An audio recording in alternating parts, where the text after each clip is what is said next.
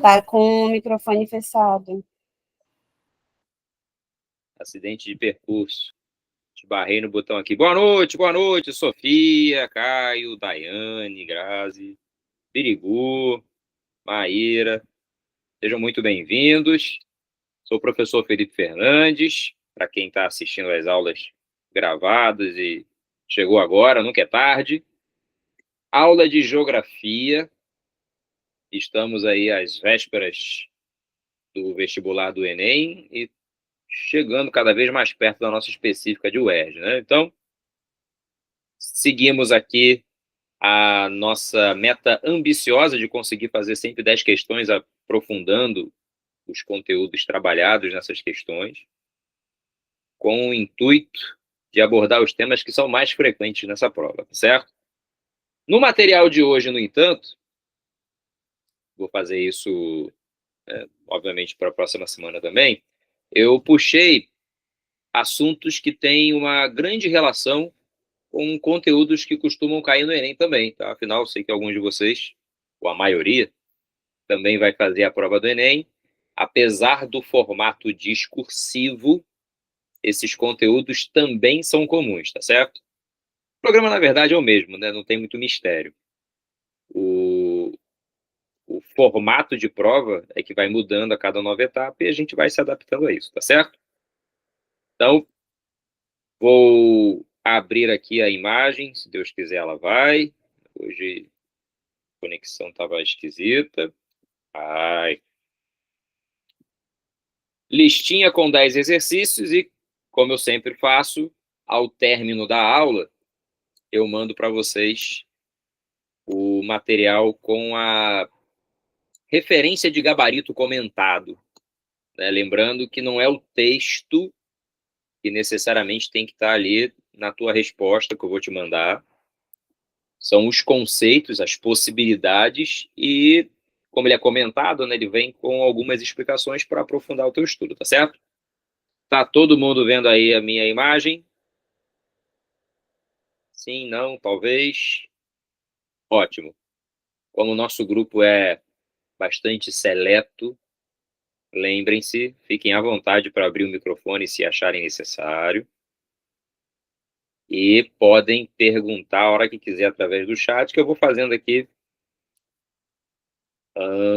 Sofia, vou sim, Sofia. Tá? Vou mandar o material para vocês também, junto com o gabarito comentado, certo? Então, sem mais delongas, deixa eu ajeitar aqui enquanto eu estou arrumando para ficar melhor para vocês. 29 de outubro, um dia mais próximo da nossa vitória, e se Deus quiser, do Flamengo também, hoje, a partir das 9h30. E aí, vamos lá? Todo mundo pronto? Caneta na mão, papel, anotações, é isso.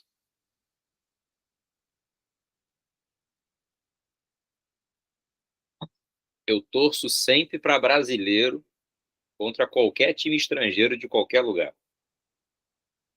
Então, qualquer um brasileiro eu torço. Então, estou torcendo para o Palmeiras amanhã, estou torcendo para o Flamengo. A diferença é que eu não vou ficar triste o Palmeiras perder amanhã, né? É isso. Vamos lá, hein? Primeira questão, tem uma imagem aqui. Eu ampliei ela um pouquinho, deu uma pequena distorcida, mas é fácil de entender, tá? O planeta Terra tem uma distribuição de água em que 97,5% é água salgada e apenas 2,5% é de água doce, que está congelada ou, né, no estado líquido. Desses 2,5%, 68,9% está acumulado nas geleiras, sobretudo nas calotas polares, tá? Mas também no gelo das montanhas.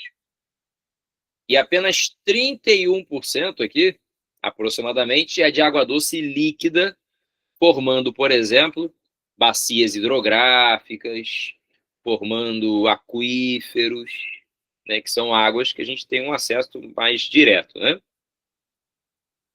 A grande questão é que dessa água líquida, doce, está fazendo aqui a contagem, né? apenas 4% está na superfície, na forma de bacias hidrográficas, nos rios, por exemplo, né, em lagos de água doce. O restante é água subterrânea de aquíferos e lençol freático. Ou seja, a água doce em estado líquido na superfície é raríssima, corresponde a um percentual baixíssimo de toda a água. E o pior é especialmente essa água que a gente desperdiça, que a gente contamina e, de certo modo, né, com esse desperdício e com a contaminação, torna essa água imprópria para consumo, por exemplo. E o pior, quando a gente precisa dessa mesma água, é o nosso caso aqui no Rio de Janeiro, por exemplo, né, que boa parte dela vem do Guandu. O Guandu é extremamente poluído, tem que passar por uma estação de tratamento para purificar essa água, tornando o processo caro, distribuindo essa água à população com um custo maior do que nós teríamos se, por exemplo, preservássemos a bacia. Existem alguns exemplos no mundo, fenomenais, Nova York, por exemplo, é um deles, em que a bacia é protegida por lei e é crime inafiançável se alguém, por exemplo, cometer alguma alteração, mesmo que esse curso de água passe dentro de uma propriedade privada. Resultado? Essa água chega na sua foz, numa região urbana, em que você abre uma torneira no meio da rua e a água é potável, doce e própria para consumo, sem precisar, né, de tratamentos sofisticados ao longo desse caminho para você consumir. E isso faz com que ela seja 5 vezes mais barata do que a nossa aqui, que tem que ser purificada. Grazi, no poço a gente usa a água subterrânea, mas do lençol freático. A diferença de lençol freático para aquífero é simplesmente o tamanho da reserva e a profundidade em que nós encontramos esse recurso, tá? O lençol freático é mais próximo da superfície. E é geralmente essa água que a gente usa, né, no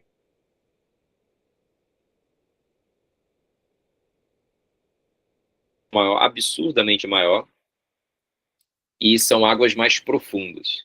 O Brasil tem 2 aquíferos monstruosos, né? O Guarani, que pega parte do centro-oeste, sudeste e sul do Brasil, mas avança para os países vizinhos aqui também. E tem lá na região norte, mais recentemente descoberto, né, que é o Alter do Chão, fica embaixo da bacia amazônica, gigantesco, um volume de água absurdo. Só que extrair essa água não é tão simples, né? E elas também são águas muito vulneráveis a essa contaminação. Ou seja, tem aqui um panorama sobre a imagem que está sendo apresentada. Aí, o texto fala assim, ó: acredite, a água doce é rara, difícil de entender e assimilar a afirmativa acima quando o nosso cérebro vê algo muito diferente do que recebemos como informação técnica e científica. Tá? Vivemos em um planeta que conta com 2/3 da superfície coberta por água, distribuída por oceanos, e assim vai. Aí começa, né? É natural, portanto, que a água pareça ser um bem infinito. De certo modo, é um recurso renovável. A questão é que a água doce potável própria, né, para consumo, essa, obviamente, não é tão disponível assim quanto a gente imagina. Bom, aí vem assim, ó. Não por acaso, muitos analistas afirmam que grandes disputas bélicas do século XXI tendem a resumir-se a disputas por territórios que existam mais recursos hídricos, revelando mais uma vez o caráter estratégico desse tipo de recurso natural. A melhor medida, por enquanto, é a adoção de programas de conservação e até de reutilização da água, além da preservação do seu ciclo de renovação, com a conservação de rios, lagos, drenagens em geral. Ou seja, temos um risco proeminente de uma geopolítica marcada por guerras que disputam territórios por água. Isso não é um fato raro. A própria região da Palestina, onde Israel está, tem o Rio Jordão como principal recurso de sobrevivência naquela região árida, semiárida, em que essa população vive. Quem controla a bacia do Rio Jordão controla o território. E é exatamente por isso que Israel, por exemplo, não só controla a bacia, como controla as nascentes dessa bacia em um outro país. Ocupam terras da Síria, onde as nascentes do rio, né, elas estão dentro de uma região montanhosa chamada Colinas de Golã. Deixa eu ver aqui, Sofia, que você colocou. Como esses 2,5 têm necessidade de mais de 8 bilhões de pessoas, considerando a sua má distribuição. Pois é, não atende. Existem regiões do planeta, né, que sofrem muito com acesso à água. E, basicamente, o que define o acesso é a capacidade de renda, né, o poder de consumo, a infraestrutura instalada para saneamento para a população.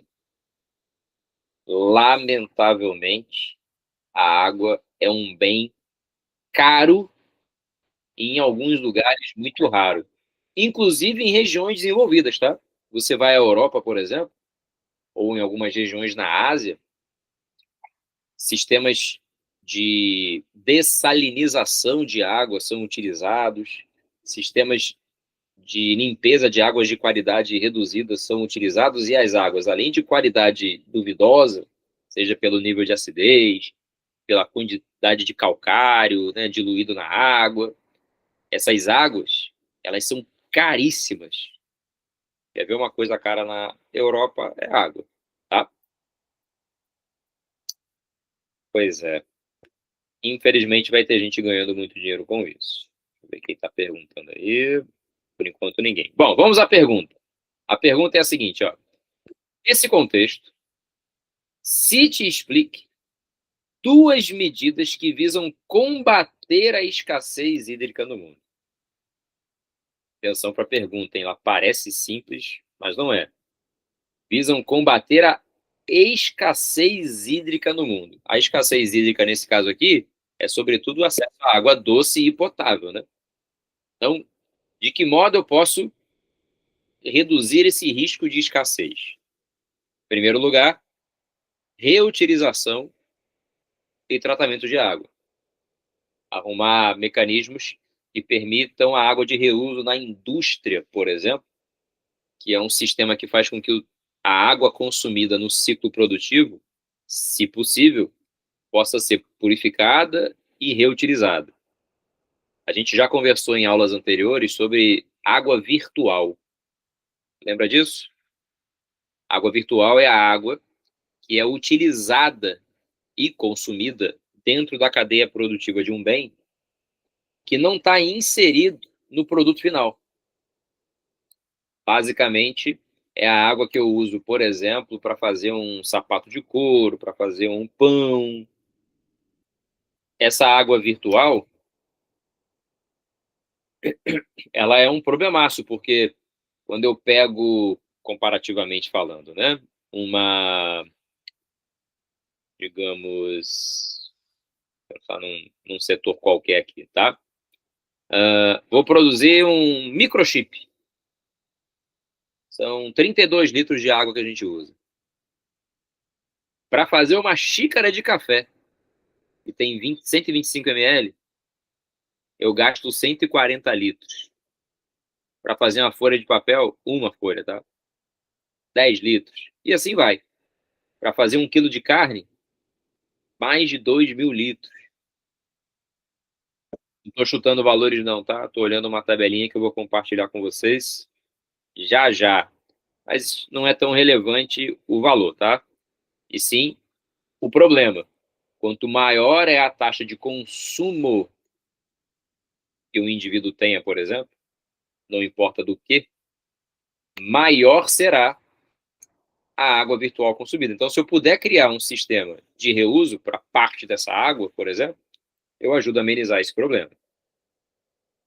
Agora, que água é essa, Felipe, de 140 litros por uma xícara, né, de 125 ml?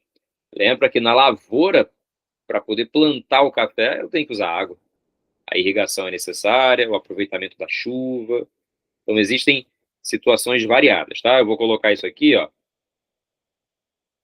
para que vocês possam observar assim que possível, só para dar um exemplo de consumo de água em cada produto. Aqui, ó, fazer um par de sapatos, 8.000 litros de água. É de suma importância criar sistemas mais eficientes. Na agricultura, Esse é um ponto interessante, hein?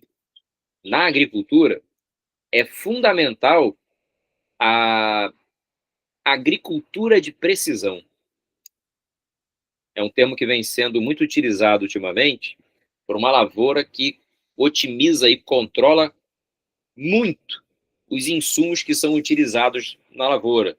A quantidade de água que a semente precisa, a quantidade de fertilizante, de adubo, seja lá o que for. Drones geralmente fazem esse mapeamento, cálculo e com precisão injetam ali onde é necessário para evitar desperdício. Então, a agricultura de precisão também é uma possibilidade, tá? E um assunto que já caiu até na prova do Enem, a gestão eficiente da irrigação agrícola, para evitar o desperdício de água, né, criar um sistema, né, de irrigação mais eficiente. Também era uma possibilidade de resposta, tá? Deixa eu ver se tem pergunta. Não?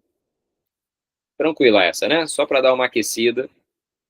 A questão da água é fundamental no mundo, tá? E não é à toa que tem um monte de país brigando por um monte de coisa, exatamente por regiões, né, em que esses recursos estão mais disponíveis. E o Brasil pode virar um grande alvo, né?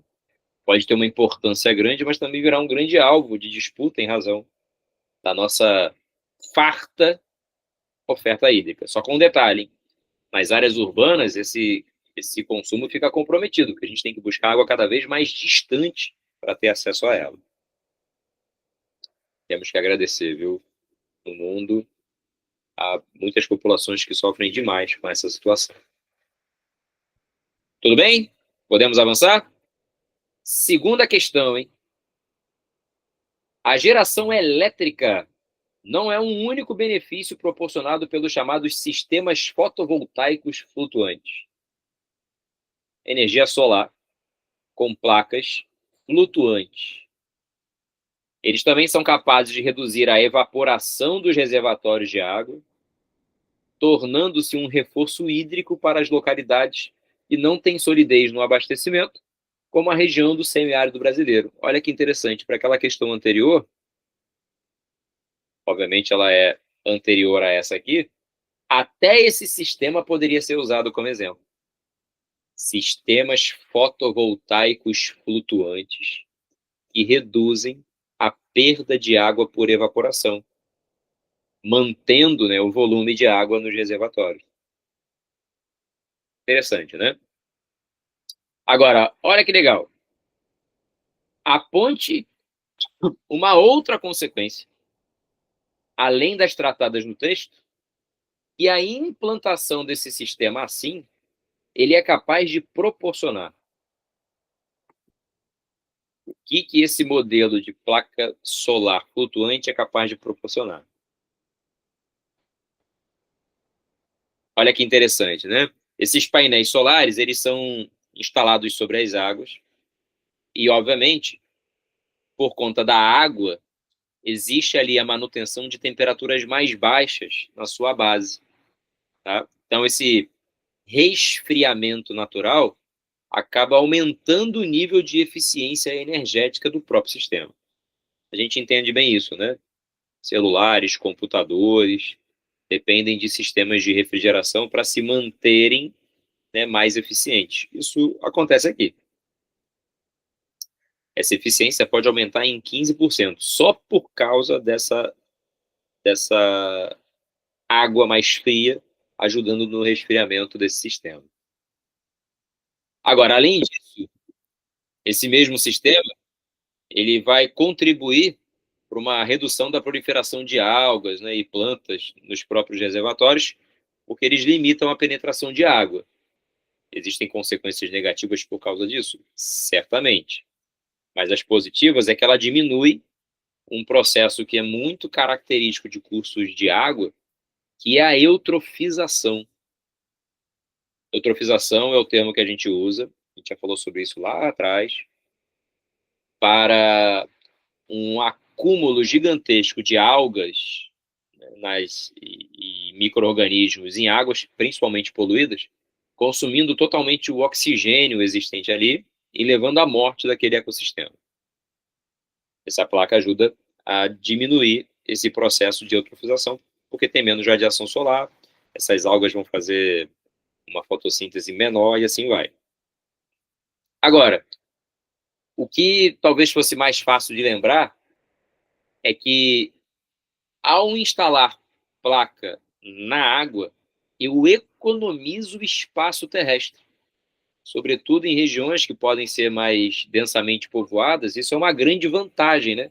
Porque eu não tenho uma disputa do espaço entre moradias, atividades comerciais e as fazendas solares, por exemplo, essas que vão produzir energia. Tá? Então, eu não precisaria desmatar nenhuma área para poder instalar, né? Eu poderia facilmente, nesse caso, preservar a terra para inúmeros usos. Tá? Inclusive, a própria reforma agrária poderia ser beneficiada nesse sentido. Vídeo componente na 2, de forma nenhuma, Caio. A gente está aqui para isso, tá? O exercício é para ajudar na retrospectiva de conteúdo, tá? Energia solar é uma energia limpa, renovável, mas ela tem um aproveitamento limitado, seja pelo espaço em que ocupa, seja pela sua eficiência energética. Colocando na água, eu aumento a eficiência energética, que as temperaturas ficam mais baixas, e eu economizo espaço terrestre. Eu não ocupo com essas placas solares porções na Terra, por exemplo. Sofia, muito bom.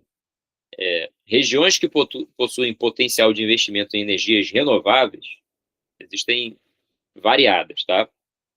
Por exemplo, no caso específico da solar, o Nordeste tem o maior potencial. Já foi questão do Enem, inclusive, tá? Mostrava um mapa das regiões de maior potencial energético. O semiárido nordestino, o interior do Nordeste, maior. Por quê? Além de maior insolação, é um clima seco. Então tem pouca umidade na atmosfera, então a radiação solar passa direto e bate na superfície. Esse potencial já não é tão grande em regiões mais úmidas, como a região norte do país. Fácil de entender, tá? Dia que está mais nublado, o sol está lá. Mas o dia que está mais nublado, a temperatura, né, tende a cair. Por quê? Porque a incidência solar na superfície diminui.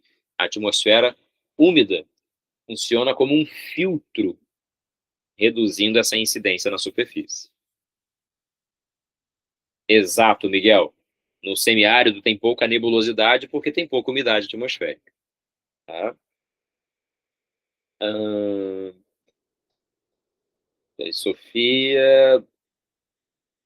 Eólica, por exemplo, Sofia, que você citou aqui também, o Nordeste tem potencial. Lembra da aula sobre clima? Os ventos alísios que sopram em direção ao Equador pegam o litoral nordestino em cheio. Mas o sul do Brasil também, tá?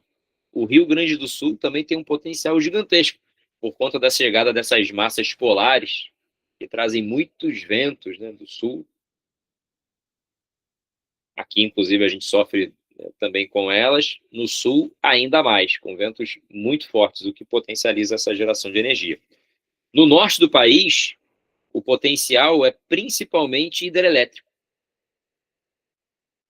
Tem muito rio, alguns rios com grande potencial para geração de energia, como na usina de Belo Monte, por exemplo, bastante polêmica pelos impactos ambientais, mas de grande potencial energético. Enfim, cada região vai ter um potencial maior ou menor. Aqui no Sudeste, o etanol é um recurso energético importante. A produção de etanol a partir da cana-de-açúcar, por exemplo, tem um potencial significativo no Sudeste, parte do Centro-Oeste também, e assim vai. Tá? Teria alteração no ecossistema? Sim, Grazi, teria sim. Tá? Infelizmente, toda atividade gera impacto. Mas essa flutuante minimiza, porque essa placa, inclusive, pode ser deslocada momentaneamente para outros lugares, reduzindo esses impactos ambientais. todas essas possibilidades que eu citei, você poderia colocar aqui como uma resposta, tá? Só fique atento, tá? Tinha que ser além do que já estava no texto. Então, só recapitulando. Maior aproveitamento energético em razão do resfriamento provocado pelas águas. Redução da eutrofização em razão da menor incidência solar nas águas. Economia de espaço terrestre, já que essas placas não precisam disputar espaço com diferentes usos, como agricultura, moradia, comércio, entre outros. Beleza? Cadê vocês? Aqui. Ih, rapaz. Fiquei parado lá em cima na mensagem, tem mais aqui. Fiz curtindo, vamos ver.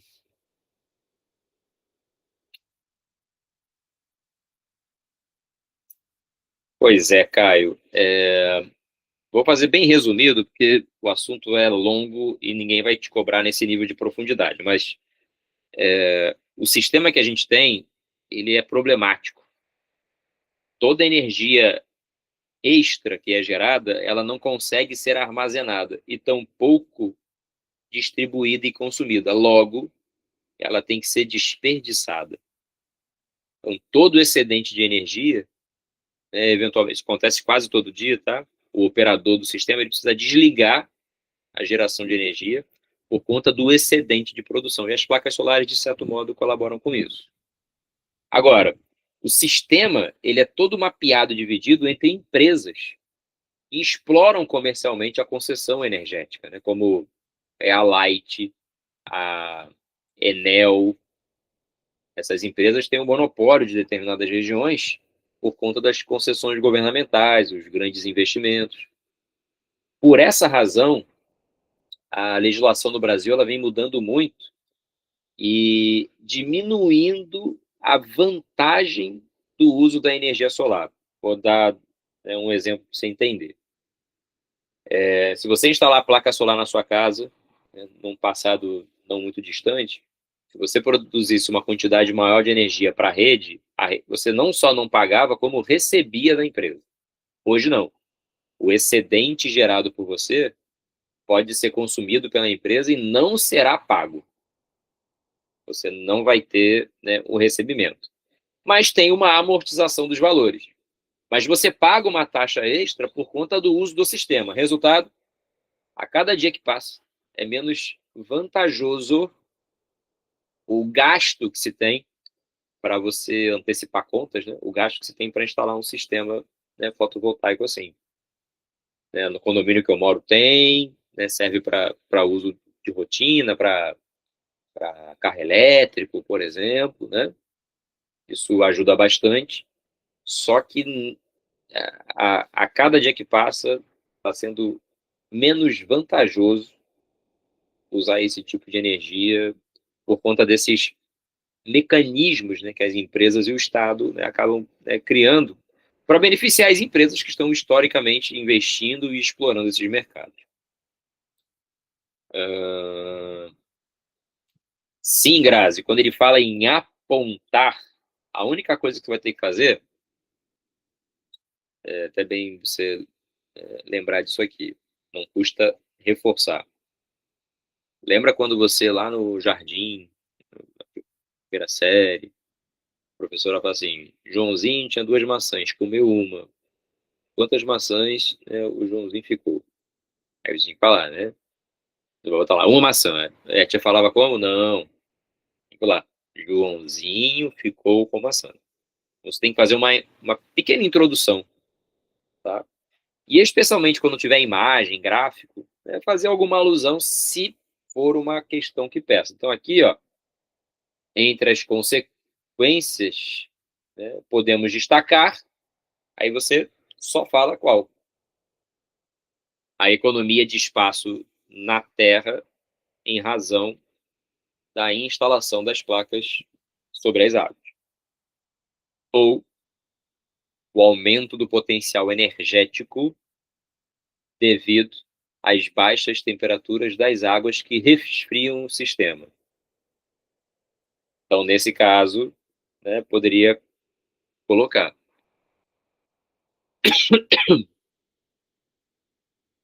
Não é bom, tá, Maria?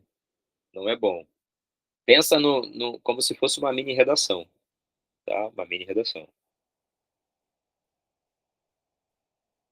Podemos? Questão 3. Claro, Maíra, pode sim, tá? Só fica atenta, porque eu, nos meus materiais todos até hoje, coloquei muitas questões da UERJ, tá? Só para você, de repente, não pegar uma prova que seja muito repetitiva. E em geografia, não adianta pegar prova muito antiga também. Dependendo do assunto, ele está já completamente descontextualizado, tá? Questãozinha, hein? Eu vou ampliar um pouquinho mais o gráfico aqui. O primeiro gráfico é o da matriz elétrica mundial. Reparem que carvão mineral, gás natural, petróleo e derivados se destacam consideravelmente. Geotérmica, solar, né, resíduos, hidráulica, nuclear, né, tem uma participação menor. No caso brasileiro, a matriz elétrica apresenta uma característica muito interessante. Ó. Perceba que a participação da hidrelétrica, por exemplo, é quase 62%. E se eu olhar as outras fontes, ó, eólica, solar, bagaço de cana, todas essas fontes que são alternativas, renováveis, por exemplo, apresentam uma fatia considerável do total da energia elétrica gerada no país. Tomem muito cuidado, tá? Matriz elétrica é a que gera energia elétrica. E o Brasil tem a matriz mais diversificada e renovável do mundo. Disparado, tá? No entanto, a matriz energética, ela é diferente da matriz elétrica. Porque na energética, eu englobo, por exemplo, o setor de transporte, a indústria, o setor agrícola. E aí, eu vou além da geração de energia elétrica. O caminhão, por exemplo, vai usar diesel. Você vai ter queima de carvão na indústria. Então, nesse caso, tanto a do Brasil quanto a do mundo tem especialmente matriz energética fóssil, hein? Petróleo, carvão e gás no Brasil, por exemplo, é mais de 50%, cerca de 53%. Por quê? Eu estou englobando todos os setores de atividades econômicas. A pergunta é essa, quer ver? A matriz elétrica é baseada pelas fontes utilizadas na geração de energia elétrica, desconsiderando, por exemplo, as fontes de energia para a propulsão de veículos ou para preparo da alimentação, transporte e agricultura. Considerando os dados apresentados nos gráficos e os seus conhecimentos, explique a principal diferença entre matriz elétrica mundial e a matriz elétrica brasileira. Ou seja, a comparação desses dois gráficos aqui. Deixa eu ajustá-los novamente para ficar mais fácil de ver. O gráfico de cima é o gráfico do mundo, agora o da esquerda, né? O gráfico do mundo, e o da direita, o gráfico do Brasil. Então, o que a gente consegue ver aí? Que a principal diferença entre a matriz elétrica mundial e a brasileira está na predominância de fontes renováveis do Brasil, especialmente a geração de energia hidrelétrica, enquanto que a matriz mundial ainda depende majoritariamente de fontes não renováveis, como carvão, gás e petróleo, e juntas, né, representam a maior parte da geração de energia elétrica global. Tudo bem? Então é só falar isso, tá?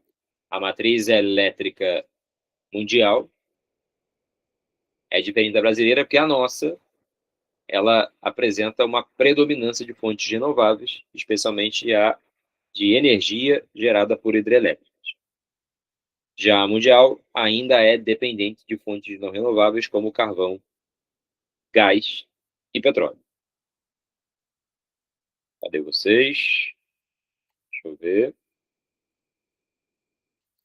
Tranquila essa?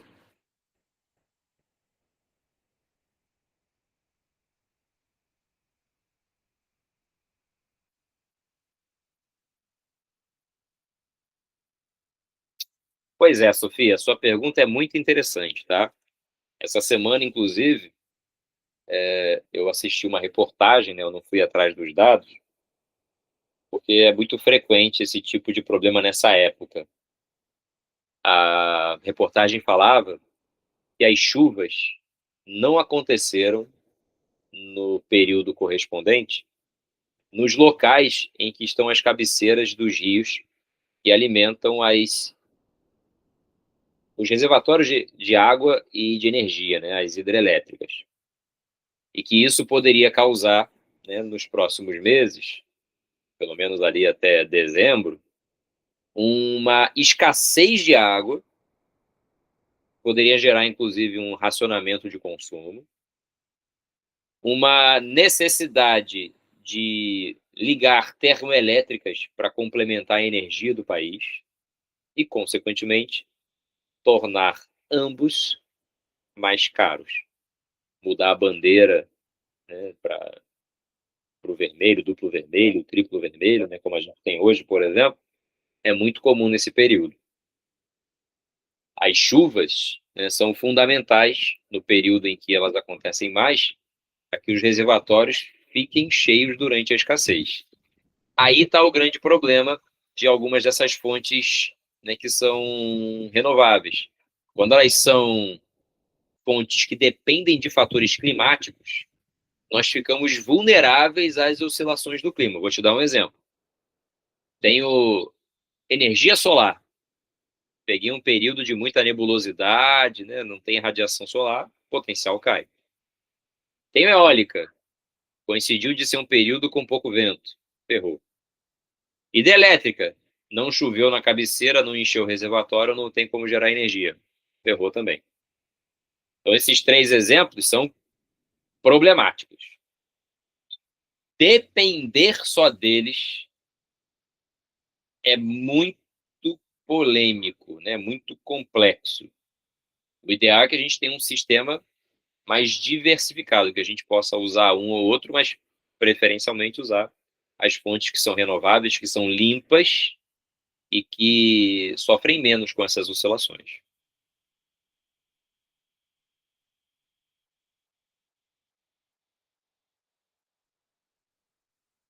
Pode sim.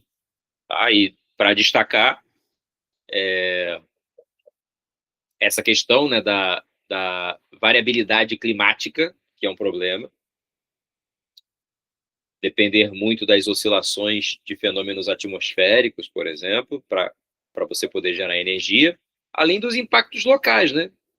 Como toda atividade gera, hidrelétricas também. Inundação de grandes áreas, migração forçada de populações ribeirinhas que precisam se deslocar das áreas de alagamento, perda de biodiversidade, né, alterações do fluxo das águas, impacto sobre a reprodução, né, das espécies do próprio rio, né, as espécies que dependem, por exemplo, daquele trajeto onde a hidrelétrica foi construída. Né? Há uma infinidade de fatores que vocês podem mencionar. Não é um assunto tão difícil, tá? Eu chamei mais atenção nessa questão aqui, que a gente tem esse mau hábito de fazer uma confusão entre matriz energética e matriz elétrica. E a gente vê uma disparidade muito grande, por exemplo, entre a realidade do próprio Brasil. Tá? Deixa eu ver se eu ver, ó. Matriz energética brasileira. Vê se eu acho um gráfico rápido aqui. Pode não estar tão atualizado, mas ele é bom, tá? Achei. Só a título de comparação, tá? Essa é a matriz energética. Petróleo e derivados, 36,4. Gás natural, 13. Carvão, 5,7. Somou? Olha como é que eu passo da metade de fonte fóssil. Principais contribuintes, sistema de transporte e agricultura. Muito louco, né? Vamos à próxima.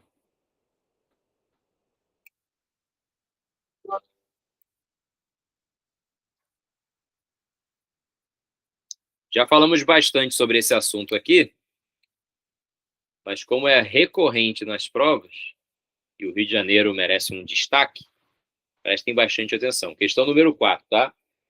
Lançado em 2020 pelo governo federal, ou seja, bem recente, o projeto de lei que ganhou o apelido de BR do Mar pretendia criar rotas marítimas e estimular a cabotagem na costa brasileira. O projeto visa estimular o uso da cabotagem e equilibrar a matriz de transportes brasileira. Tá entre aspas, porque foi essa a afirmativa, né? Pois bem, a pergunta é bem direta e objetiva. Explique o que é a cabotagem. Podia estar assim, defina a cabotagem. Essa é a primeira pergunta. E aponte uma vantagem que o Brasil possui para justificar o seu uso. Primeiro, a gente precisa lembrar o que é a cabotagem, né? Olha essa imagem aqui, ó. Vê, ó. Linda a imagem, inclusive. Aparecer, aparecer. Agora vai. Cabotagem é o transporte hidroviário utilizado tanto para cargas quanto para passageiros, para ser realizado entre portos de um mesmo país, seja ele marítimo, como é o caso aqui dessa linha azul, tá? O transporte entre portos marítimos, fluviais, usando bacias hidrográficas, né, como a do Amazonas, que é a principal delas, Tietê-Paraná, que é uma hidrovia importantíssima, né? Como também lacustre, né, que são lagos, por exemplo, esses no Brasil mais raros. Tá? Então, cabotagem é o transporte de cargas e passageiros por via marítima ou fluvial entre portos de um mesmo país, ao longo da costa ou por vias navegáveis interiores, seja um lago ou um rio, por exemplo. Primeira parte da resposta está resolvida, ok? Uma vantagem entre as possíveis para o Brasil. Primeiro, nós temos uma extensa costa marítima, né? São quase 7.500 quilômetros de extensão, onde estão localizados importantes portos, como o de Santos, Paranaguá, né, do Rio de Janeiro, Suape, entre outros, fora os que ainda estão sendo construídos, né? Essa característica geográfica, que é uma vantagem para o Brasil, permitiria um fluxo bem intenso, o que seria uma segunda vantagem, em razão, inclusive, de ter uma população fortemente concentrada no litoral. Então, até o transporte seria, né, facilitado nesse caso. Uma outra possibilidade é que o transporte marítimo ele apresenta um menor custo se comparado, por exemplo, ao transporte rodoviário, sobretudo para longas distâncias, para cargas de grande volume. Como o Brasil basicamente produz matérias-primas, né, as commodities, que tem baixo valor de mercado, para ganhar dinheiro com elas, eu tenho que movimentar uma quantidade muito grande de carga. E aí o uso rodoviário, ele compromete isso para longas distâncias, tá? Então isso também seria uma possibilidade. Tem um custo, né, de tonelada menor em razão do grande volume, né, transportado e da facilidade desse escoamento, né, que vai existir para o transporte dessas matérias-primas, por exemplo, com menor custo e, de certo modo, até com maior agilidade, já que no oceano você não vai ter, por exemplo, engarrafamento, sinal, cruzamento, você diminui substancialmente, até mesmo acidentes, viu? Até mesmo acidentes. Então, o que é e uma vantagem? As vantagens são múltiplas, vocês poderiam lembrar de qualquer uma dessas. Então, Caio, sim, mas só se você especificar qual. Por exemplo, menor emissão de poluentes atmosféricos. Navio polui menos. Por quê? Depois que ele pega o embalo, ou entra numa corrente marítima, eu consigo ter um maior aproveitamento energético poluindo menos. Existem sistemas variados para navio, né? Até com pipas gigantes, né? São velas gigantes que ajudam a impulsionar, né? E isso reduz combustível. Então, se você especificar o impacto, aí sim. Deixa eu ver.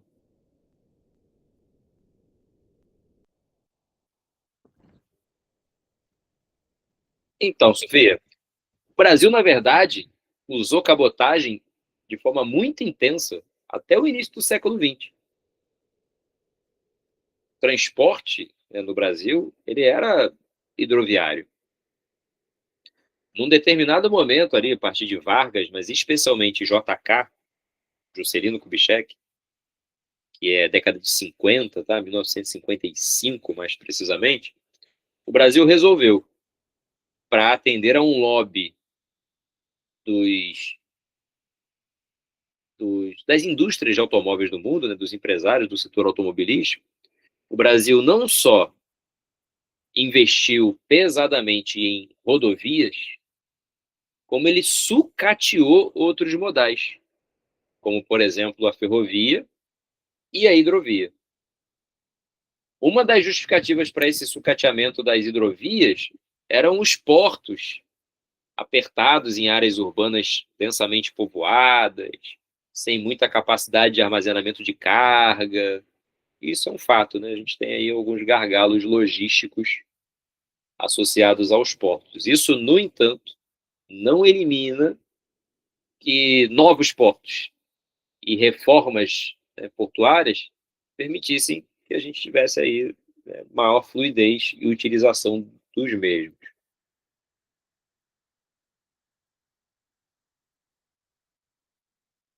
Pois é, desde o período colonial, o transporte dependia basicamente disso. Não tinha como você chegar em algumas regiões, como o Nordeste ou o Norte do país, se não fosse navegando. A minha sogra tem 70 anos, né? É uma senhora, mas ainda, né, jovem. Ela tem família no Espírito Santo. Ela falava que na infância e no início da adolescência dela, então isso é década de 60, né, início de 70 no máximo, ela ia para lá ou de trem ou às vezes de navio. Nordeste, então, nem se fala, transporte era navio.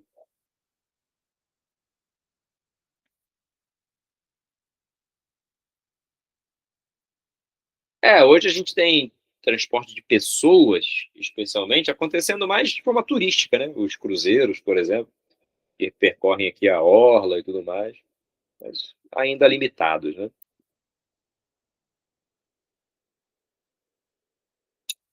Questão número 5, hein? Vamos a ela.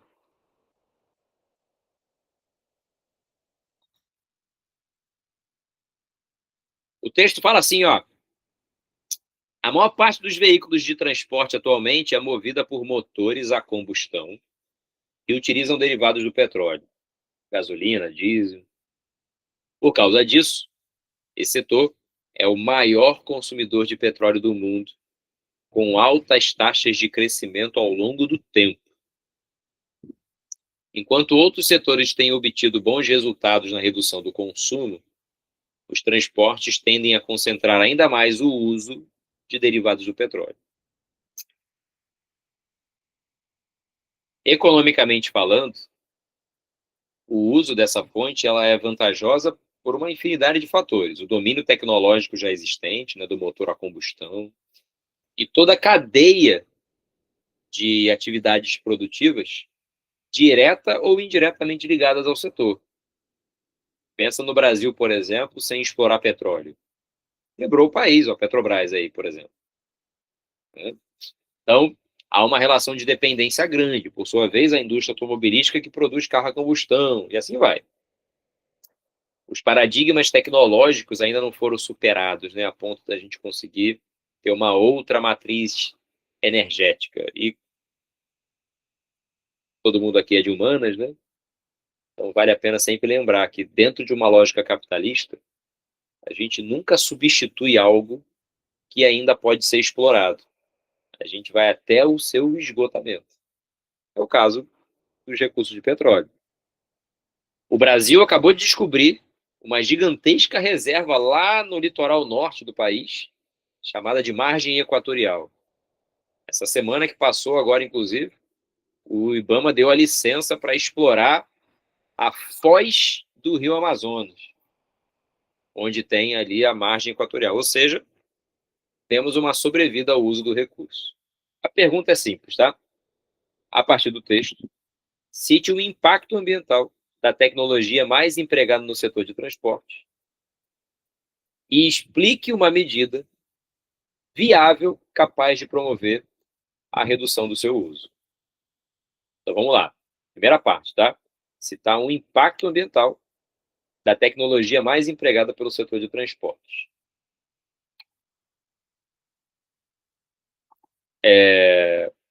Que tecnologia é essa?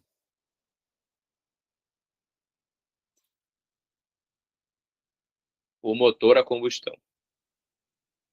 Tá? O motor a combustão é a tecnologia.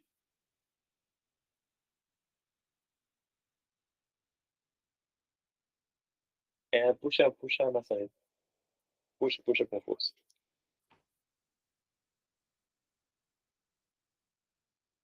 Só um instantinho, gente, um minutinho.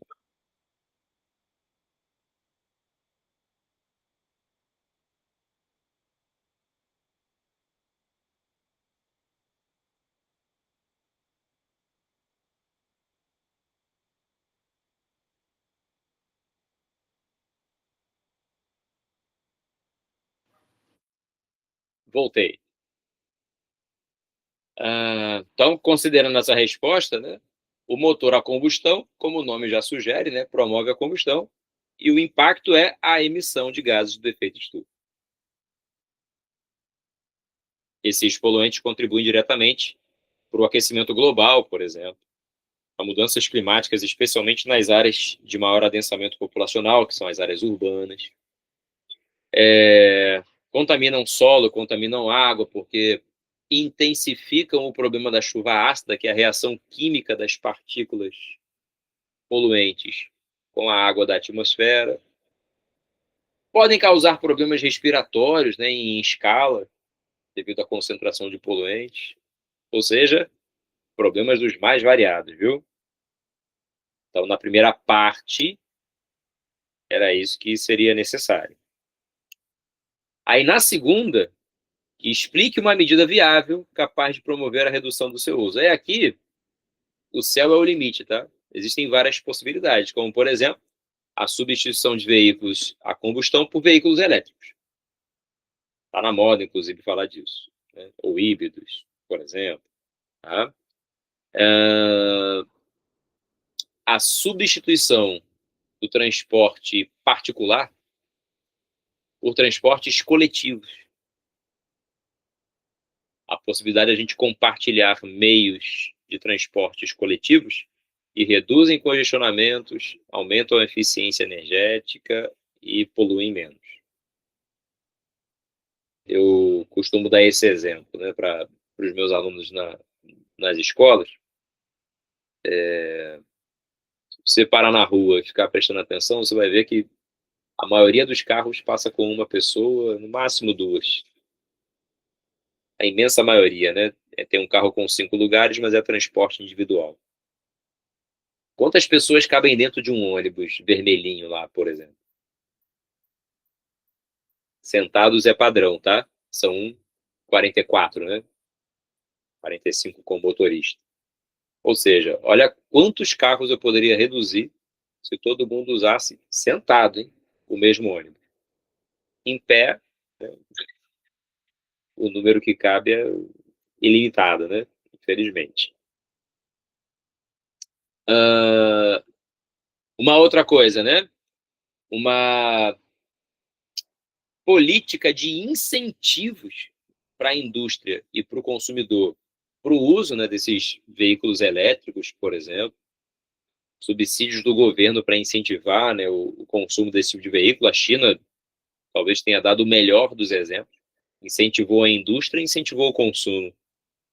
Muitas cidades, né, reduziram drasticamente os seus índices de poluição, mesmo no país que polui demais, porque no caso da indústria ainda não é possível essa substituição, né? Essas são, né, as possibilidades, né? O investimento em transporte coletivo, o incentivo ao uso de veículos elétricos, né, ou a transição para o uso de veículos, né, elétricos para redução das emissões de poluentes. Deixa eu ver aqui. Quais são as estratégias para acelerar a transição, descarbonizar? Sofia, as estratégias são extremamente conservadoras e lentas. O que menos se quer é que essa transição aconteça gerando impacto econômico, né? O meio ambiente só vai ser priorizado quando for possível ganhar dinheiro com ele, tá? Enquanto não for a forma de ganhar mais dinheiro, dificilmente ele vai ser priorizado.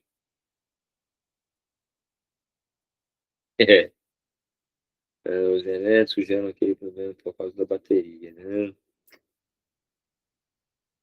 Qual o problema, o Caio? Não entendi.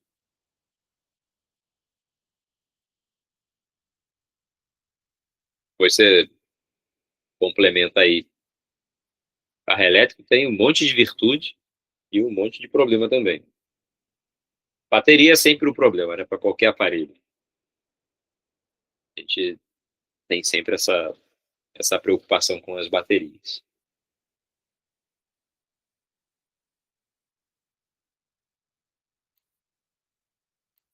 Então,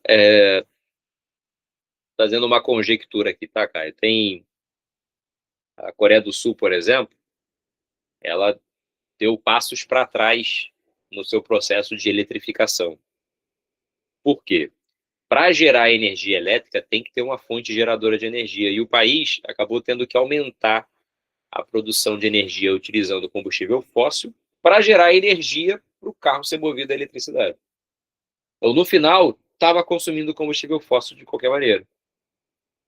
Então, enquanto não for uma fonte renovável, limpa, para alimentar o sistema, o nível de eficiência para redução de poluentes tende a ser muito pequeno, tá? E no caso do Brasil, a gente esbarra em problemas variados, né? Uma infraestrutura precária das nossas redes que não vão dar conta nunca de alimentar esse sistema, né? No mundo já é difícil, tá? Nos Estados Unidos, por exemplo, essa questão da eletrificação é problemática pra caramba também. A Europa um pouco menos, mas também é problemática. Enfim, se você quiser, você complementa aí, mas acredito que seja mais ou menos por aí. Questão 6, hein? Vou abrir ela aqui, só ajustando na imagem. Observe a diferença entre a expansão das redes de metrô nas cidades do Rio e de Xangai. Rio em 93, linha 1 e linha 2. Rio em 2013, linha 1 e linha 2. Não mudou muito até hoje, tá? Essa aqui se estendeu um pouquinho mais, chegando na Barra da Tijuca, por exemplo. Em parte dela, né? No Jardim Oceânico. No projeto original de metrô aqui da região metropolitana, já era para ter metrô até São Gonçalo, tá? Passando por baixo da Bahia mesmo, né? Seria um túnel subaquático. Teria metrô para Santa Cruz, né? A rede era para ser bem mais diversificada. Agora, olha o exemplo de Xangai. Em 93 não tinha, e olha a malha metroviária de Xangai em 2013. A pergunta é simples. As escolhas feitas pelo poder público, no que se refere às modalidades de transporte urbano, são muito importantes para a compreensão dos fenômenos sociais e ambientais. Considerando a evolução e a comparação entre os modelos do Rio e de Xangai, aponte duas consequências positivas, uma de ordem social e outra de ordem ambiental, da estratégia realizada por Xangai. Ou seja, o que fizeram lá, que foi a expansão da malha, gerou consequências. Uma social e uma ambiental. Questão número 6, tá? Bom, em relação à consequência social, e ele quer saber consequências positivas, né? A expansão proporcionou uma maior mobilidade urbana, com redução das desigualdades no acesso ao transporte, que também foi barateado em razão dessa maior disponibilidade e da escala de uso, né? Com essa rede extensa e integrada, a população de diferentes grupos sociais consegue se deslocar de forma rápida e eficiente pela cidade. Isso facilita, que aí você pode também usar como exemplo, né? O aumento das oportunidades de trabalho, em razão da facilidade de acesso ao meio de transporte, no deslocamento, a redução do tempo perdido nos deslocamentos, já que eu priorizo o transporte coletivo. Isso gera uma melhoria na qualidade de vida dos trabalhadores, da população. Já entre as consequências ambientais, né, a opção por esse transporte metroviário, ele resulta na redução da emissão de gases do efeito estufa. O sistema elétrico é utilizado nos modais metroviários, inclusive aqui no Brasil. Tá? O transporte de grandes volumes de passageiros em sistemas elétricos, né, transporte coletivo, substituindo veículos, né, a combustão, por exemplo. Isso vai melhorar a qualidade do ar nessas cidades, reduzir congestionamentos e, de certo modo, também reduz a necessidade de expansão de malhas viárias, rodoviárias, por exemplo, se eu tenho uma maior eficiência para esse tipo de transporte coletivo. Eu estava vendo uma reportagem recente, bem interessante, que falava como na China, por exemplo, o pessoal não viaja de carro. Por que o pessoal tem muito carro elétrico? Porque o carro elétrico é um carro urbano. É para rodar pela cidade dele. Viagens são feitas de trem, por exemplo.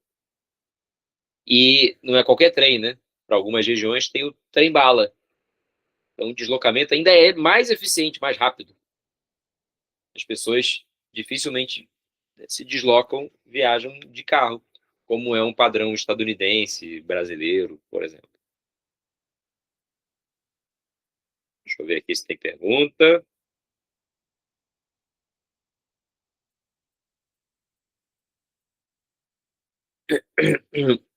Na verdade, Caio, nesse caso aí é só diferente, tá? o destino da bateria, o tipo de material, né, que é utilizado para produzi-la, que depende de terras raras, por exemplo, é mais complexo.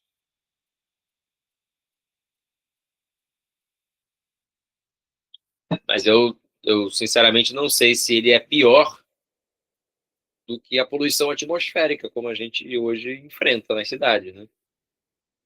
Em escala, talvez seja mais fácil dar um destino ou um descarte para a bateria do que para a poluição do ar que vem parar no meu nariz. Ah, boa, Miguel. Boa observação, tá? O movimento pendular, que é esse deslocamento diário, ele consegue atingir distâncias maiores. Então, isso diminui a segregação, já que o deslocamento é barato e rápido, apesar da distância. Tá? Isso se configura no movimento pendular, né? O movimento diário de casa para o trabalho, né? E de volta, atravessando pelo menos 2 municípios. Né? Essa é uma característica importante. Grazi, nesse sentido, a China está a anos-luz de vários outros lugares do planeta. Né? Obviamente não é uma defesa, mas o sistema político existente lá, ele facilita uma imposição feita através da força. E as circunstâncias da economia chinesa também favorecem esse rápido desenvolvimento. Né? Estudem mandarim, porque os chineses serão os nossos próximos chefes. Não tenham dúvida disso, viu?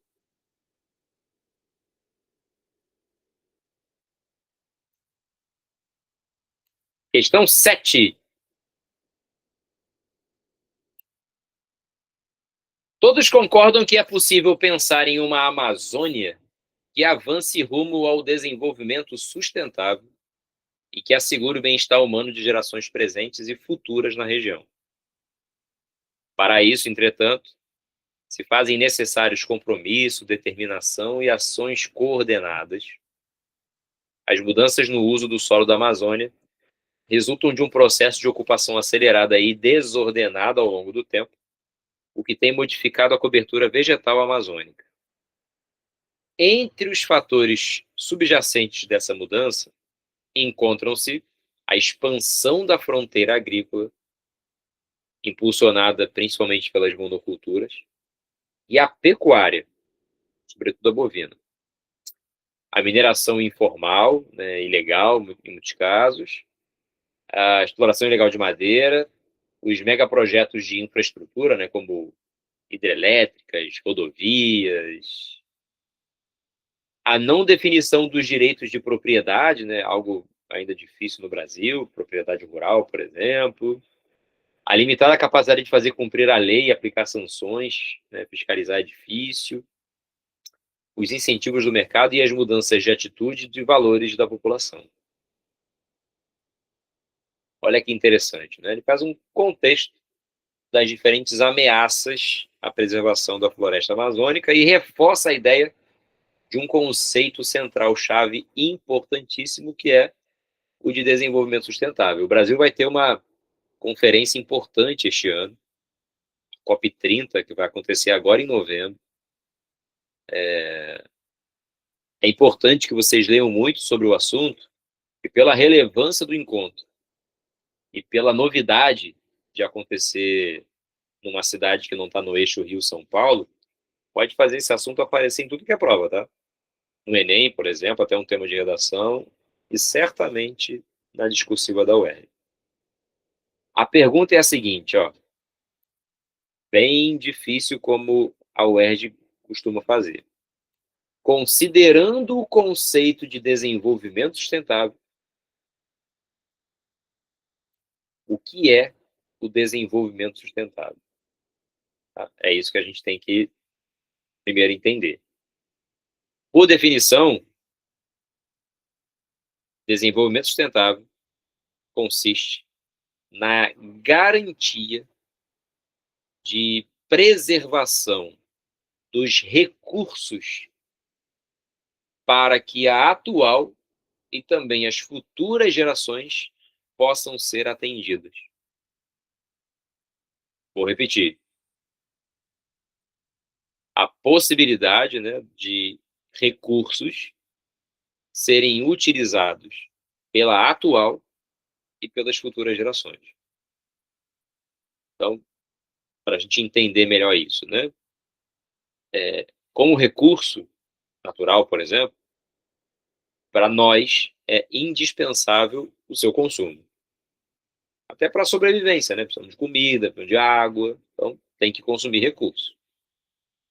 O que eu posso fazer para minimizar os danos e permitir que não só a minha atual geração, mas as dos meus filhos e meus netos possam ter acesso ao mesmo recurso, como a água, por exemplo. Tá? Aí virão conceitos como reciclagem, reaproveitamento de materiais, redução do consumo, né, mudanças no padrão de consumo, uso de recursos renováveis, né, e limpos de preferência, entre outros. Esses são os principais. Só que aí a pergunta é: quais seriam as medidas mais importantes a serem tomadas para combater os problemas ambientais na Amazônia?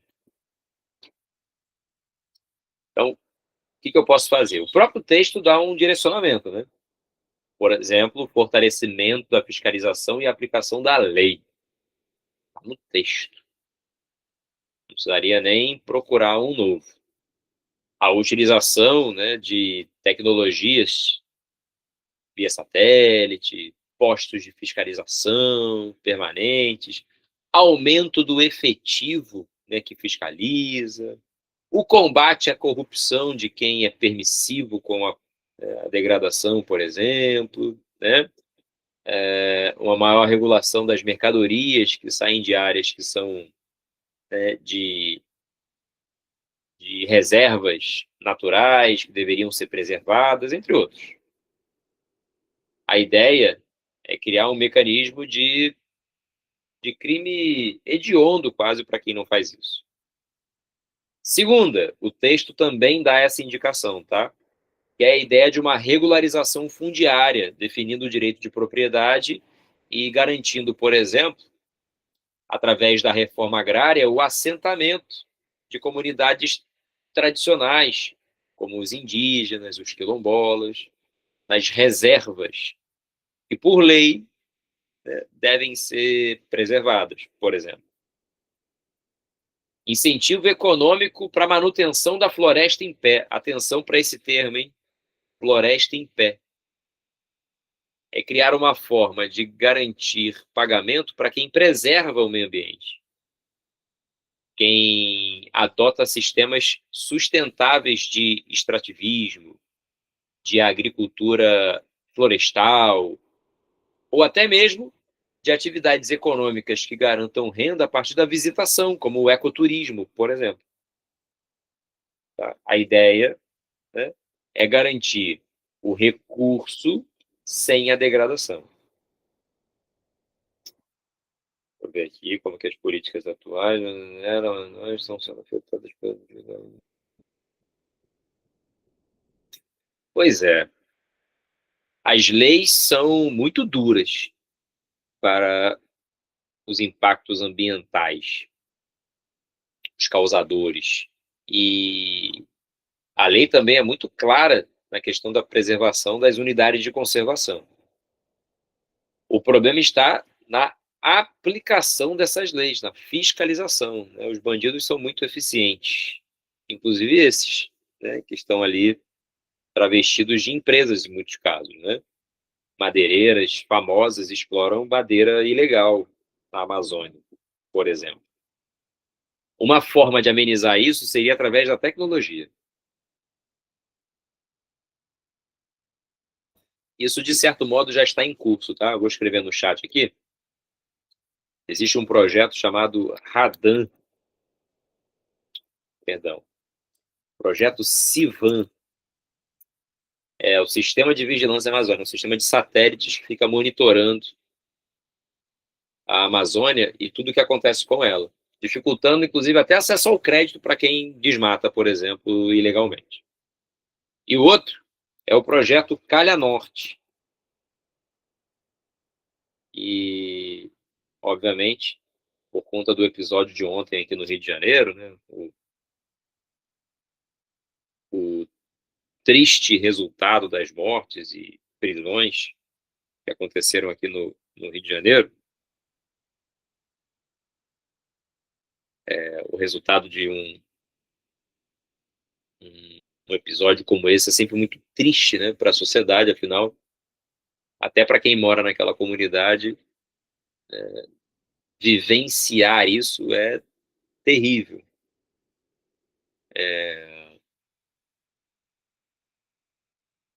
Mas ficou evidente o quanto que o Estado é vulnerável diante de uma comunidade que tinha lá uma infinidade de fuzis que chegam ao Brasil atravessando fronteira, e uma delas é a fronteira norte do país, né?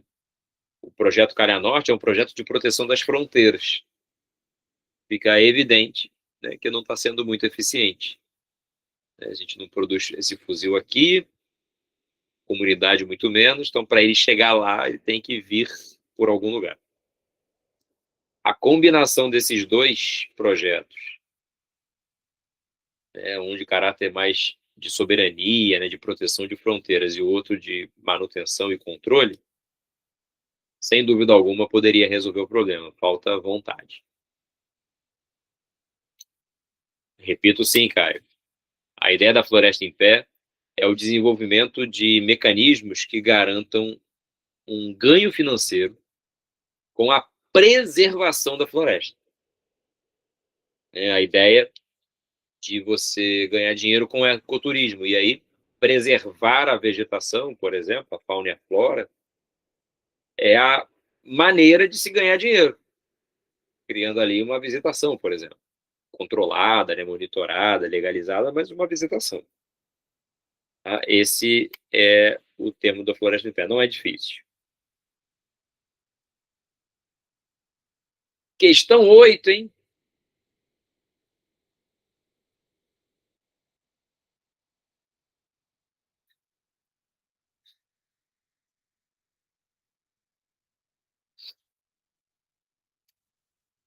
Sim.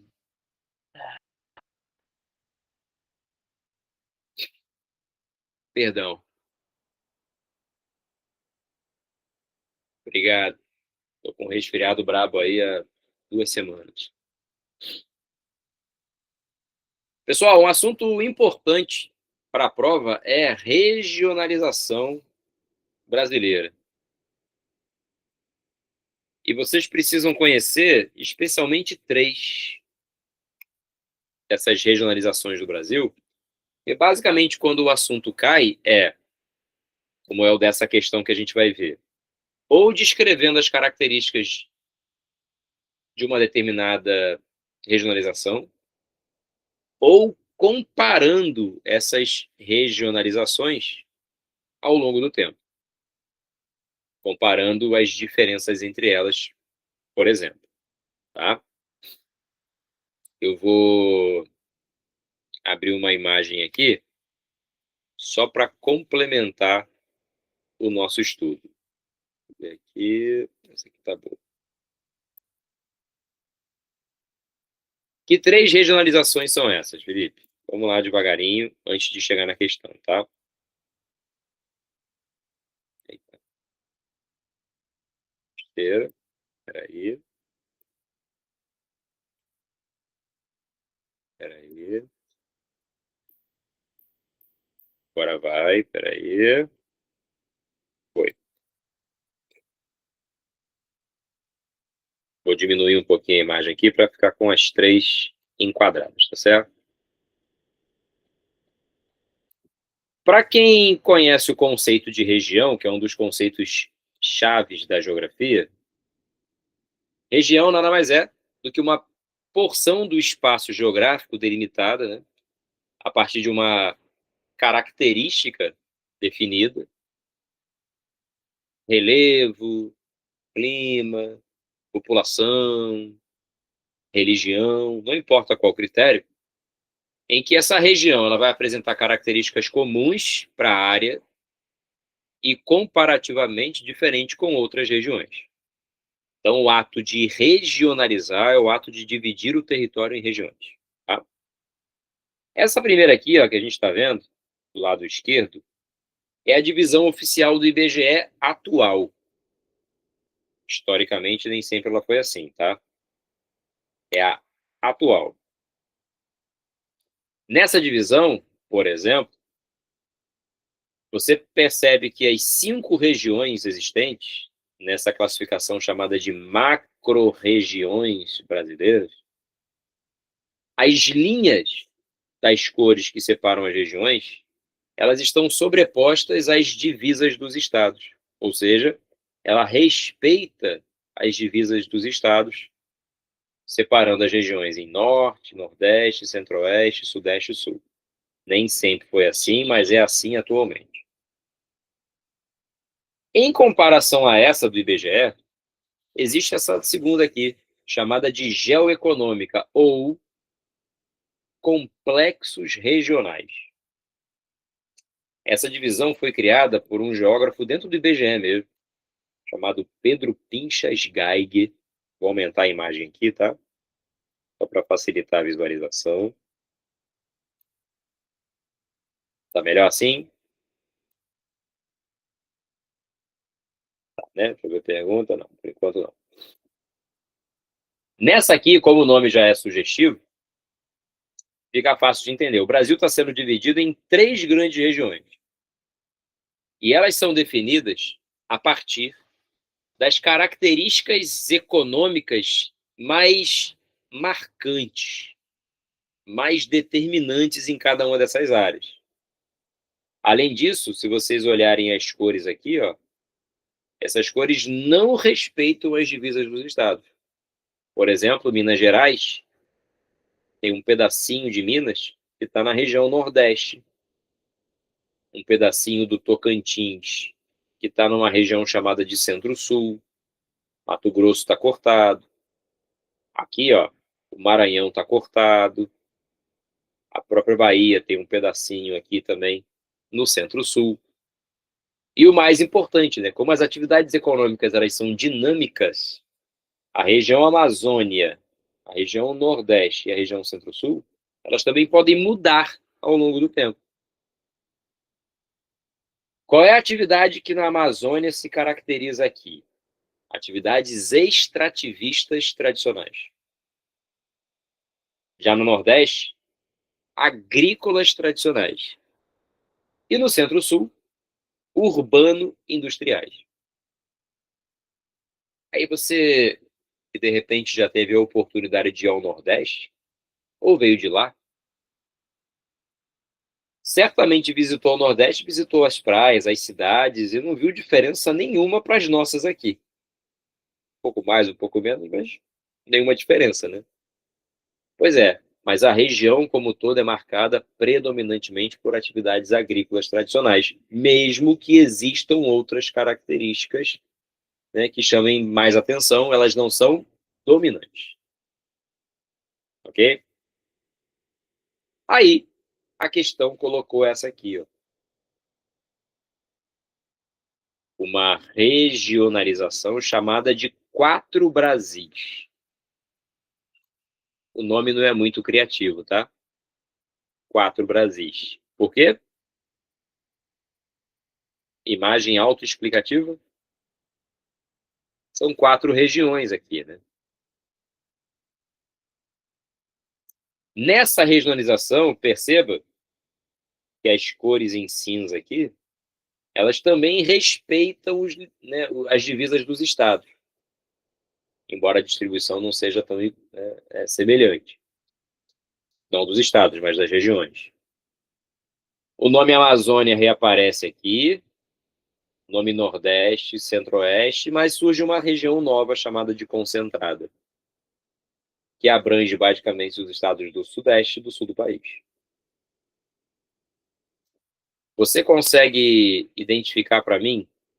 Eu não cheguei na pergunta, tá? Por exemplo, as diferenças entre essas regionalizações?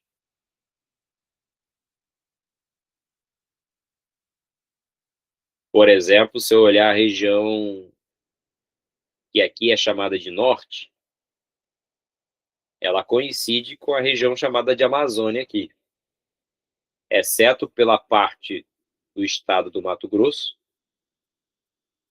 e, né, um pedacinho aqui também do Tocantins, né? Além, é claro, do Maranhão, que faz parte do Nordeste nessa regionalização. Agora olha para essa aqui de baixo. A região Amazônia aqui, diferente daqui e do norte aqui, não tem o Tocantins. Aqui o Tocantins aparece. O Tocantins aqui faz parte do Centro-Oeste. O que tecnicamente até faz mais sentido, né? Afinal, o Tocantins se separou de Goiás e chegou a fazer parte do Centro-Oeste também. A questão é, eu fiz um resumão aqui das 3 regionalizações e as perguntas são sempre essas, tá? Características de cada uma e a diferença entre elas. A pergunta é sobre essa terceira aqui. Somente sobre ela. E a pergunta é: o mapa dos 4 Brasis considera corretamente a regionalização em destaque no mapa, identificada pelo Milton Santos e pela Maria Laura Silveira? Um dos últimos trabalhos do Milton Santos, por exemplo. Aí, ele pergunta assim. Eita, aí. Aponte, não é separado não, tá? Aponte o critério utilizado para definir essa regionalização e 2 de suas características. Pois bem, que critério é esse que é utilizado? Na proposta, né, dos 4 Brasis, considera-se o nível de integração da região ao chamado meio técnico, científico e informacional. Ou seja, qual é o nível de integração que essa região tem em relação à economia globalizada, integrada no mercado internacional. Então, basicamente, o que vai definir as regiões é o nível de infraestrutura, de tecnologia, de fluxos de informação, de capital que circula, né, de serviços existentes, diferenciando essas regiões. E aí, é claro, né, que a região concentrada será aquela que estará mais integrada ao meio técnico, científico e informacional e à economia globalizada. Ok?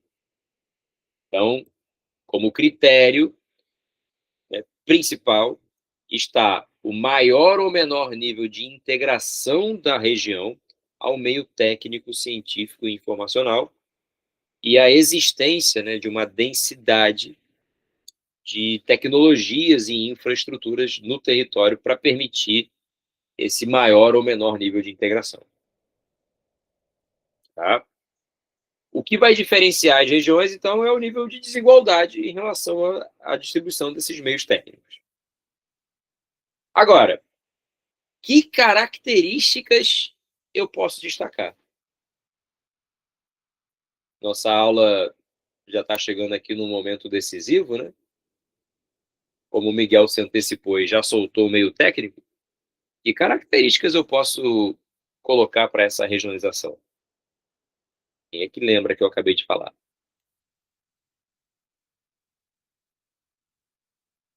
É fácil, tá, gente? O mapa é dividido em quantas regiões? 4 regiões, né? Uma característica. Tá? As linhas das regiões respeitam as divisas dos estados? Também é uma característica. Poderia ser mais específico, tá? O Tocantins, que naturalmente faz parte da região norte, aí teria que ser mais específico, né, comparando com o IBGE, aqui faz parte do Centro-Oeste. As regiões Sudeste e Sul, na regionalização do IBGE, aqui estão agrupadas e formando a região concentrada. Todas essas eram possibilidades, mas as mais fáceis. Divide o Brasil em 4 regiões e respeita as divisas dos estados. Só isso. Nada demais.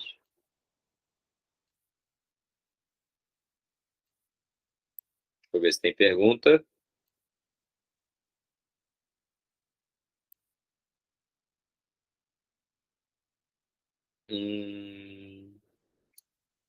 Então, Miguel, não desconsidera, porém, considera apenas para a nomenclatura regional. Como assim? Eu dou o nome de região Amazônia, ou seja, reforça a identidade da floresta existente ali. Mas isso não é um fator determinante para caracterizar, já que o que faz a região aqui ser menos conectada à economia global não é a floresta em si, é a precariedade da infraestrutura e o nível de desigualdade que existe regionalmente. Lohane, explica um pouco melhor isso aí que eu não entendi. E que questão do litoral?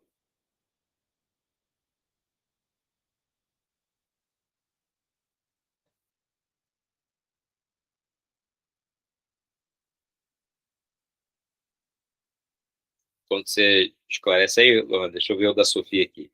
De que forma a dinâmica entre o meio técnico, científico e informacional e as relações de produção pode acentuar ou mitigar as desigualdades sociais regionais dentro de cada um dos 4 Brasis propostos pelo Milton Santos e pela Maria Laura? Pois bem, regionalização é uma constatação de um fato. Há uma diferença, é extremamente desigual. Tá? Então, a regionalização apenas vai reforçar algo evidente, essa diferenciação. Agora, a dinâmica nesse caso tem a ver com o nível de integração, de investimentos em educação, em infraestrutura, em instalação de parques produtivos tecnológicos que estejam integrados à economia globalizada, sem dúvida alguma. Quanto maior for a expansão dessas redes, maior é a tendência de diminuição dessa desigualdade. Tá? Isso é uma constatação.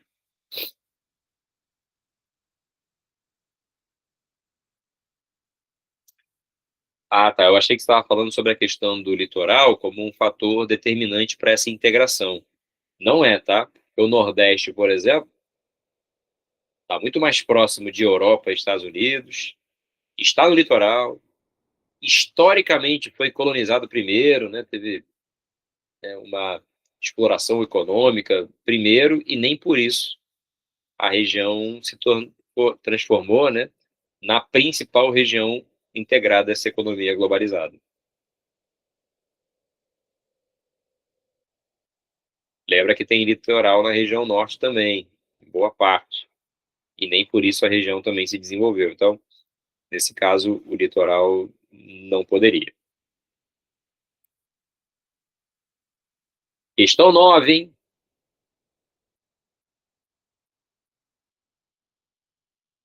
Observe o gráfico.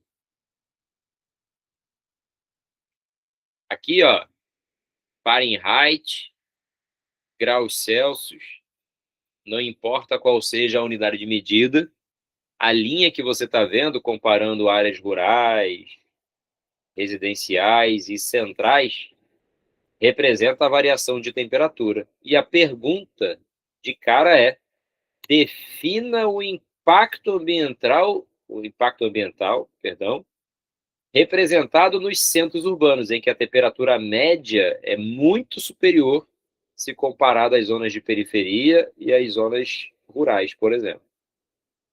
Miguel já matou. O impacto ambiental é a ilha de calor. Um fenômeno comum nas cidades, causado nesses grandes centros por 4 fatores fundamentais. O primeiro é uma área intensamente desmatada. A falta de uma cobertura vegetal, né, compromete consideravelmente a Não só a qualidade do ar, né, mas o aumento da temperatura. Segundo, a impermeabilização do solo.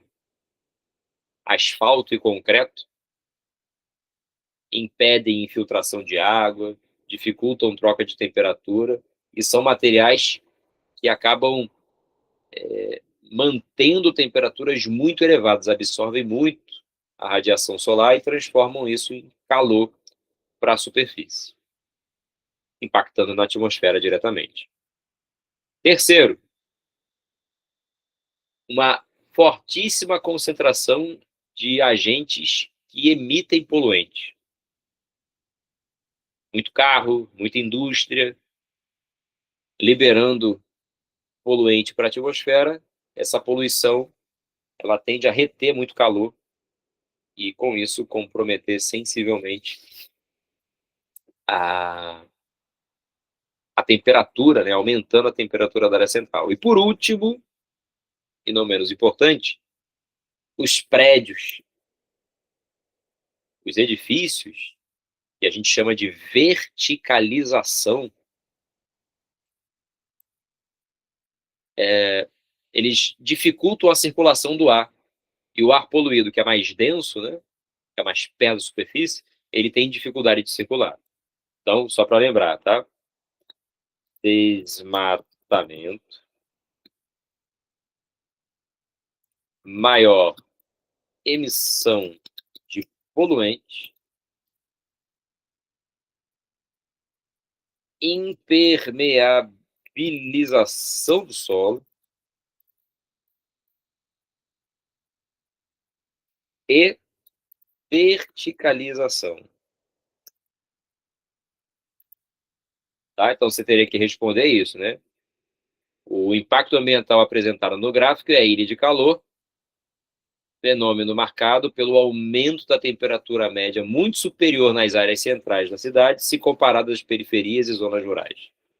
Entre as causas fundamentais dessa temperatura mais elevada estão o desmatamento, a maior emissão de poluentes, a impermeabilização do solo e a verticalização. Não é simples, tá? Muita coisa para escrever. Embora seja uma definição por uma facilidade de identificação do fenômeno, né, do impacto ambiental.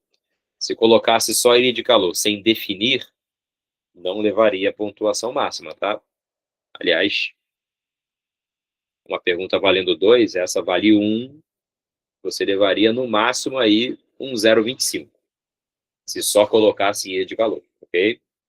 Tinha que definir. Agora, vem a segunda pergunta.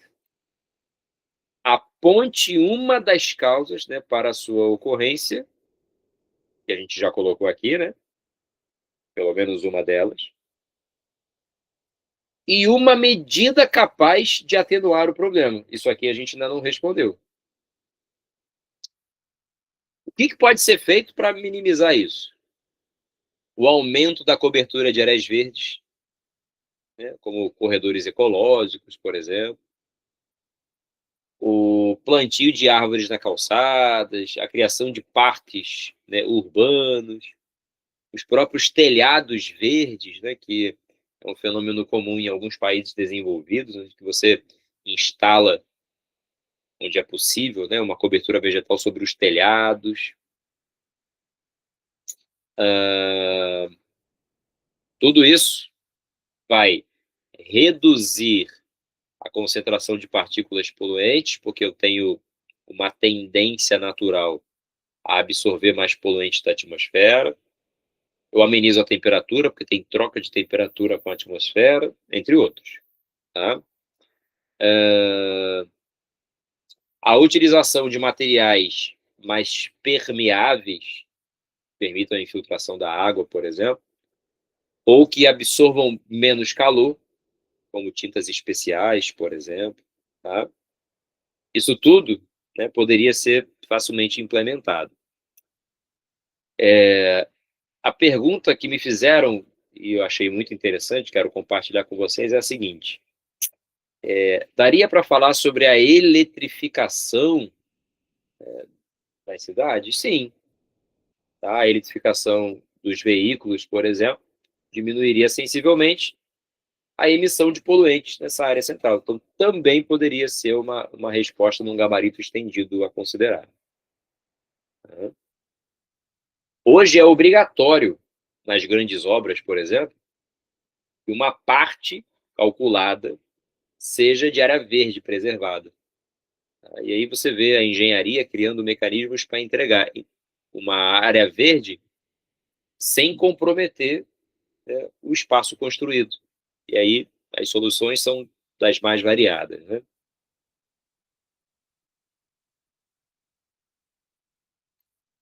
E a questão 10.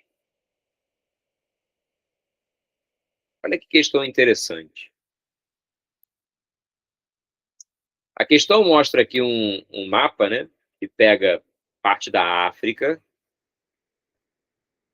Quênia, Uganda, Ruanda e tal, vai até aqui a África do Sul, atravessa aqui o Oceano Índico e conecta a Austrália.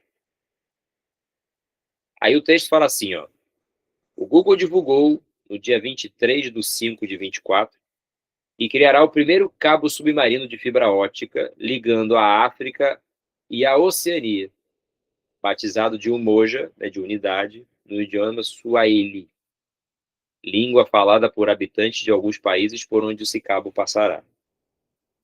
A infraestrutura irá abranger uma distância de mais de 12 mil quilômetros, com a sua parte submarina instalada na porção sul do Oceano Índico.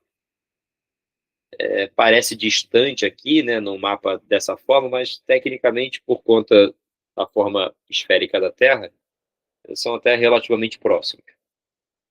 O mundo inteiro é conectado por cabos submarinos, tá? Cabos de fibra ótica, especialmente. A Europa e a América do Norte, então, nem se fala, mas esses cabos estão espalhados principalmente pelo mundo desenvolvido, mas pelo mundo inteiro. Faltava a conexão entre África e Oceania, que aqui o Google está dizendo que fará. A pergunta é a seguinte, ó. Identifique o projeto do Google, o que o projeto do Google, perdão, busca oferecer ao ligar os continentes com um cabo de fibra ótica. Essa é uma primeira parte aqui da pergunta, ok? Aí olha o que ele fala aqui. Considerando os aspectos socioeconômicos, escreva o nome do continente mais beneficiado por esse projeto. No contexto das redes geográficas, defina os conceitos de espaços luminosos e espaços opacos. É mais simples do que parece, tá? O que o projeto do Google, né, como está aqui, ó, identifique o que o projeto do Google busca oferecer ao ligar os continentes. Fácil. O projeto do Google busca oferecer maior conectividade, especialmente para a África, o continente mais beneficiado pelo projeto. E por que, Felipe, que ele é o mais beneficiado? É só olhar para o mapa. Vários países estão sendo contemplados, enquanto que no caso da Oceania, eu só vou chegar aqui, ó, num pedacinho da Austrália. Tá? Então, a África, já respondendo aqui, ó, escreva o nome do continente mais beneficiado pelo projeto. A África, sem dúvida alguma, é ele. Aí a continua. No contexto das redes, defina os conceitos de espaços luminosos e espaços opacos. Olha que interessante. O que hoje é chamado de espaço luminoso, basicamente são os espaços que são dotados de uma densa rede técnica e informacional, lembra da regionalização? Né? Em que esses espaços são racionalizados e organizados para aumentar os fluxos entre si. Quanto maior é a densidade dessa rede de comunicação, de transporte, maior é a intensidade dos fluxos. Ao passo que os espaços opacos são aqueles que são pouco tecnificados, são aqueles que estão à margem, né, dessa maior densidade de sistemas técnicos e, por consequência, dos seus fluxos. Lembra que para o capitalismo, o espaço ele se transforma num espaço interessante quando ele é possível de ser explorado comercialmente, né, um mercado consumidor, por exemplo, ou explorado em relação aos seus recursos naturais, ou explorado como espaço de produção, aquele que tem custo baixo para produzir. Então, mercado consumidor, recursos naturais e atividade produtiva está na base dos espaços que vão receber maior atenção e investimentos em relação às infraestruturas de transportes e de telecomunicações. As infovias, né, que é o caso aqui, por exemplo, do cabo de fibra ótica, vai permitir sinal de internet mais eficiente, e aí dá para vender um Netflix, por exemplo. Dá para oferecer essa aula para quem vai estar ali em, sei lá, no Zimbábue, por exemplo. Vai ser possível fazer anúncios de novas empresas que atendem a região, estimular o consumo e a produção. Tudo isso está inserido nessa questão. Então, sempre que falar de espaços luminosos, pensam em espaços de economia aquecida e que, por consequência dessas economias aquecidas, apresentam maior infraestrutura instalada. Já os opacos, o oposto disso. Tem uma imagem aqui, ó, só para a gente fechar, que mostra, por exemplo, cabos de fibra pelo mundo. Vou mostrar uma imagem aqui e é surpreendente, tá? É um mapa bastante interessante. Ele dá uma ideia, né, do quão conectadas algumas regiões estão, enquanto que outras, né, não tinham a menor possibilidade de integração. Está aqui, ó. Olha a densidade de cabos existentes aqui, ó, entre Europa e América do Norte e Ásia, Sudeste Asiático. Agora, quando eu chego aqui, ó, entre África e Oceania, só de forma indireta para ter essa comunicação. Agora, não mais. A Google vai criar formas para que essa conexão aconteça.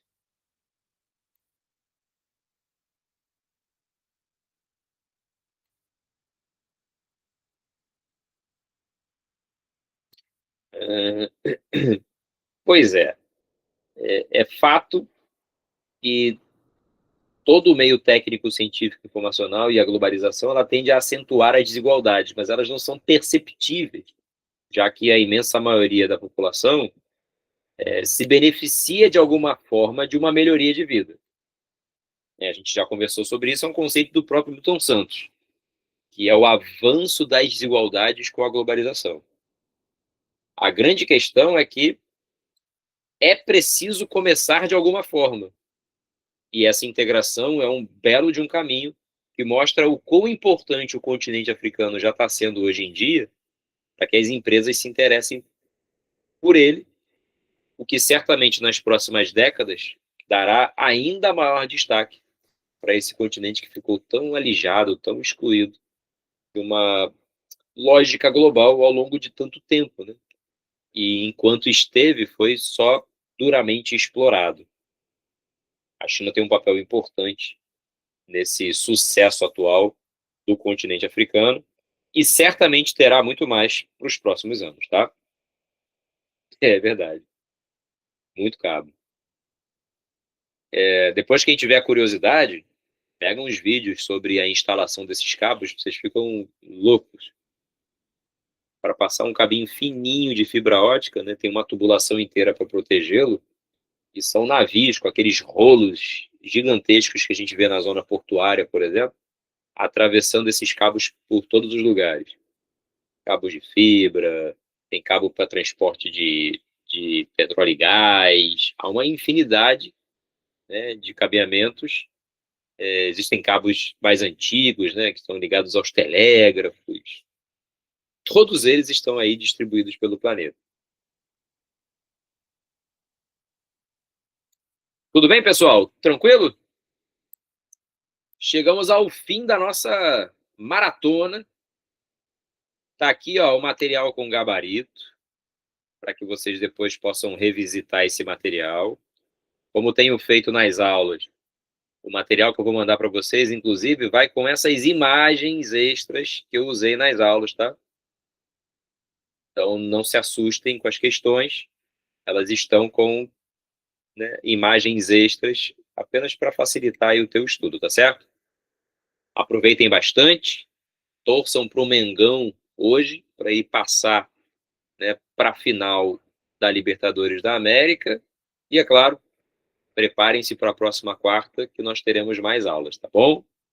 Fiquem com Deus. Até a próxima. Pô, Miguel, assim você acaba a amizade. Tchau, pessoal. Boa noite. Boa noite. Beijos. Tchau, tchau.